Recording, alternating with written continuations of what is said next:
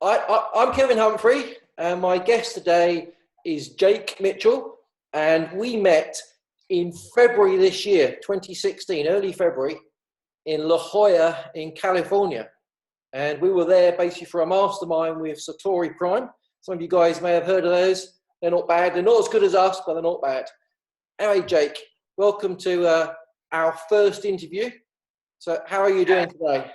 I'm doing great. It's great to be here. Yeah, I haven't seen you. I think I saw you at the gold event, the black event, and now Here we are. here we are. Talking across the pond. So what time is it with you? 9:12 a.m. a.m. Okay, it's just gone 2 p.m. here in the UK. So where are you in the world then, Jake? Oklahoma. So Oklahoma. Just a little cowboy town. Uh-huh. So me being British, America's about this big. Is it in the middle somewhere? It's right above Texas. So yeah. State right above Texas.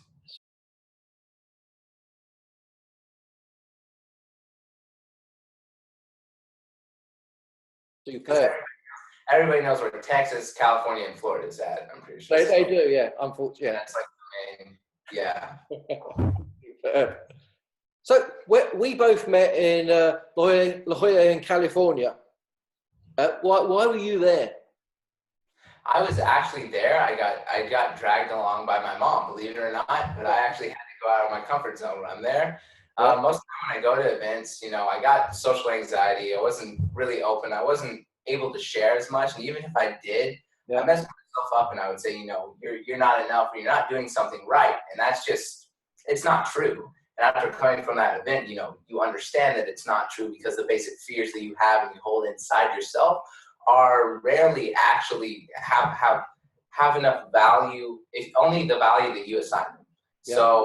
So people I learned this, even physicists have said it over and over again. The brain works like a CEO. We have about 4 main areas of the brain, right? We have the right, the left hemisphere. We have the emotional brain, which is in the middle of the brain, and we have the brain stem, which is kind of like your touch and your feeling response, your basic stuff, like your heartbeat, your breathing.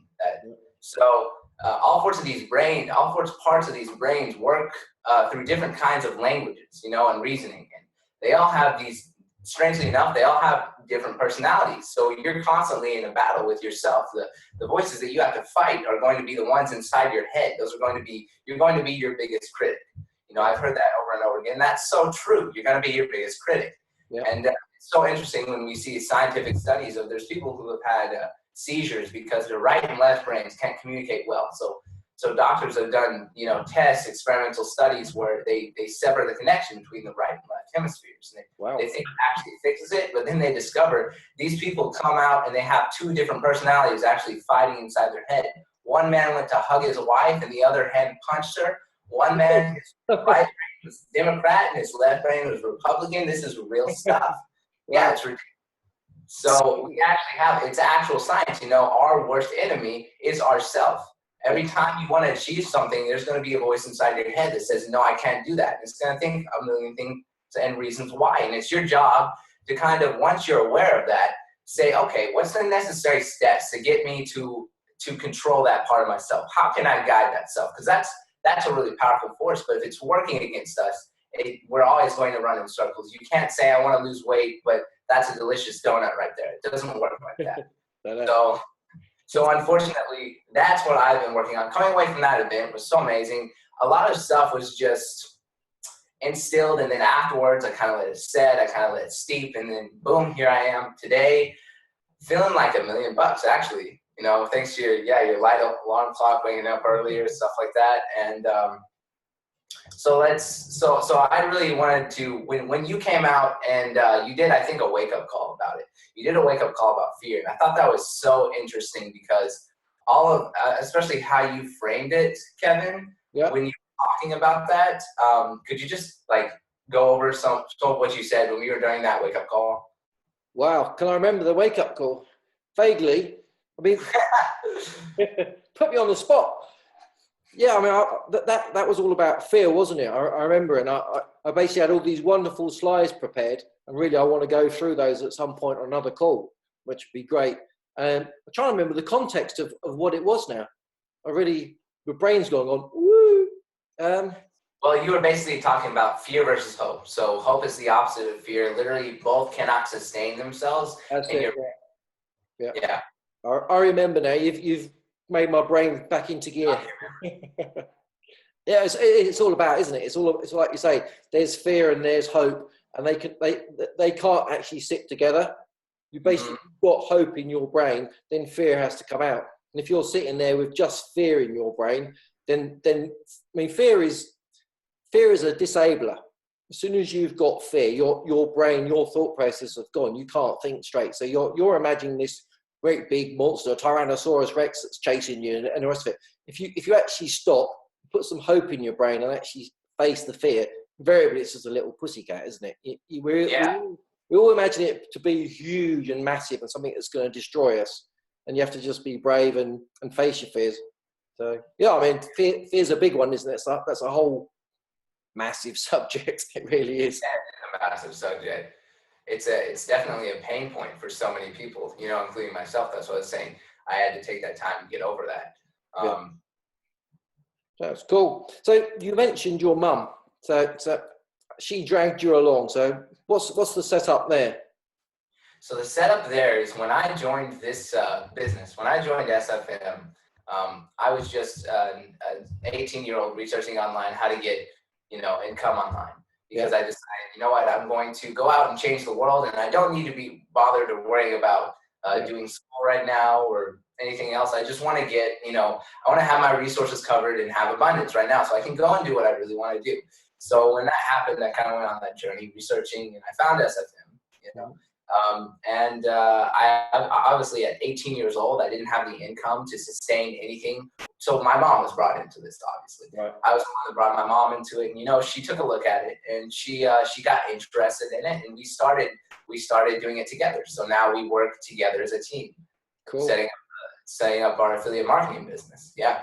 That's good. So when you're a team, what does your mum do and what do you do? Do you sort of split responsibilities? Are you the techie and she's more the marketing, or?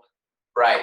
Well, I'm the techie. She's the Google person, and I'll do the YouTube. I'll edit and stuff like that for advertising on YouTube. I'll do edits. I'll do anything. I actually do copy too. So we split it. It's kind of a weird split that we don't have it all figured out yet, but I'm more analytical than she is yet. Right. Fair enough. Sounds good. So are you actually doing YouTube advertising at the moment, and are you using yourselves to do that? I am, and we just recently had a breakthrough. I think we're getting, the funny thing is we went 2 months with no result whatsoever. And then all of a sudden, bam, we changed our campaign a little bit, and we've gotten consistently, 5 through 7 leads a day, which is a step in the right direction. And all of them are apparently at an amazing cost, about $6.50 per lead, which is an amazing cost per lead on YouTube. That's a very good cost. Yeah, keep that a secret. Don't tell them. They'll be nicking it. So are you guys going after a particular niche? Or yeah, we are. Yeah, so you've got your avatar, you know who you're going after. That's cool. You don't need to share that. So okay, what's your story? What's your why? Where do you see yourself going over the coming years? Well, I do everything I do from a broad perspective to make the world a better place, because when growing up I saw a whole bunch of suffering. I think since we're connected online, we can kind of see the different aspects of the earth. We're connected to this global community. And when I was online as a kid, that really affected me. Bombings, terrorist acts, people in third world countries just didn't have access to the resources that we had, and that really drove me. And one thing that really influenced me as a kid was seeing developments in science are going to increase, the quality of life on Earth.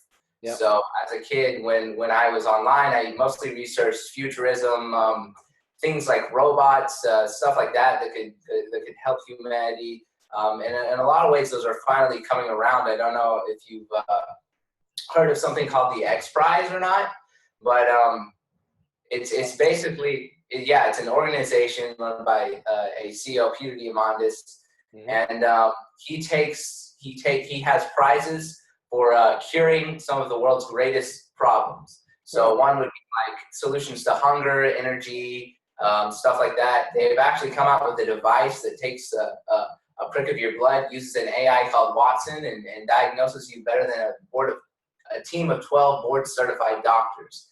So all these devices coming out can help, all these people super cheap. If you look like the world that we're going into, physicists like Michio Kaku have talked about a device that's like the replicator from Star Trek. Yeah. Meaning that if you learn to reverse engineer, how atoms and molecules, you can split them and reform them, and you can virtually create anything. So that would be like an abundant society. Yeah, and the funny thing is we actually have this in nature. It's called the human ribosome. It's how babies are created. Take all those different atoms and molecules from the food you eat, and, a newborn baby is created from that. So they're trying to reverse engineer that. So there's all these amazing things going on in science that people are unaware of. And I think that's really the direction I'm going. My why is to show people that the world is more optimistic than they think it is, because, we mostly, what happens when you turn on the news? It's nothing but horrible news, right? It's the Crisis Network, CNN. So you have to really get people thinking before they can even see positivity in themselves, to see positivity in, in their world, what they're surrounded in. Because you feel like you're fighting an upwards battle when everything's filtered through this little part of your brain called the amygdala that's telling you from a survival aspect that the world is against you, and it's not. So cool. It's cool. Yeah, there's lots of bad news. I mean, at the moment, I don't actually listen to the news, but I heard that there's been some bombings in Europe. So it's just a terrible time, unfortunately. But yeah, I mean, I've done that for the last 18 months. I don't actually listen to the news, and it makes a huge difference, because normally you get up in the morning and the first thing you do is you turn on the radio, and it's just like depressing. Yeah. It just sets you up today. You just go out into the world thinking someone's going to, beat you up, stab you, blow you up. It doesn't happen here, was it? Less than 0.001% of people are going to get blown up when they go out. Yeah, you've got more chance of getting run over by the bus. But yeah, so when did you start? I mean, you've got a lot of knowledge. You're still a young man. When did you actually decide that this was your why? Is it fairly recently, or has it been something that's been with you for a long time? Yeah. So it wasn't clear, but it's been a journey since I was about 14 years old. Yeah. Good. Yeah. Cool. So when I was when I was 14, I was homeschooled. I was really depressed. I was pretty chubby, and I sat in front of a computer all day and wondered, why am I here? Basically, why am I here? Why am I the way I am? What's my purpose? What's the purpose of life itself? And I had all these deep questions that couldn't be answered. So that started me on a journey, to learn why I'm here. And I feel like I kind of just figured that out. It's been a long ways. I kind of had those thoughts in the back of my head, that people need to know that life's supposed to be fun. Life's supposed to be amazing. And I just wanted to live that for myself and spread that to the world, and I feel like I'm just now coming to a position where I can make that happen. If that makes sense.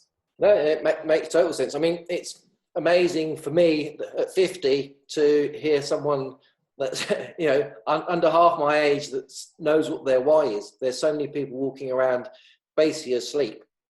And that was me for 30 years in the corporate rat race, asleep, not knowing what life was about. And the six-figure mentors woke me up, that's for sure. So it's great to see someone, the two generations behind me, that's so passionate about actually waking people up. It's great. I mean, do you think it's something that your generation is more awake than maybe mine, or is it just you? I'm not going to necessarily say that, but I know that culture has changed because of technology. I think there has been a lot of openings and a lot of realizations with every generation. I think we do get better and better. Yeah. If we look back at how strict the world was and how it's changed today, it's just gotten better. The world's more peaceful. I can't say anything bad, obviously, but yeah. That's fine. I think kids are more open, and as more abundance comes through, people will start, especially because it's such a big subject about robots taking our jobs. For example, I think the Hilton's hotel chain, I don't know if you've heard of that, just replaced all of their receptionists with an AI. Wow. Right? Yeah, they replaced it with Watson. Yeah. They have it installed through a cloud network on a little robot called the Now robot, I think it's called. Wow. Yeah, it's pretty interesting. But so I think the really interesting thing is Canada just instituted basic income, which is a system different than welfare, where everybody has basically a basic income for however many people are in the household met. So these are examples of what's coming out, what's going to change society as we're trying to shift perspectives to how are people going to live if they don't have jobs. If jobs aren't meant to support, but rather than to show, like your philosophy, who you are, but a job's like something that you do because you want to impact the world. I think that's what it's really shifting to, because we're coming into all this abundance. So we have more time, we have more freedom, and we can really think about things. We can think about the way we're impacting the world, the way we're impacting the planet, the way we impact ourselves, the way that we interact with other people. I think all these are big subjects coming to light and being talked about more and more. And this generation is definitely a good thing, but all the generations before have had this impact. They've all led up to where we are today. So there's something to be said about that in every one of them. Yeah, I think you're right. Every generation, we've become freer. Definitely, we've got a lot more free time. I think about my parents and their parents before them, and you think of all the mechanicalization that's occurred. Before people used to plow a field with a horse. Yeah. now it's literally done by a robot. Some guy just sits it up on his sat nav and it just goes off and does it.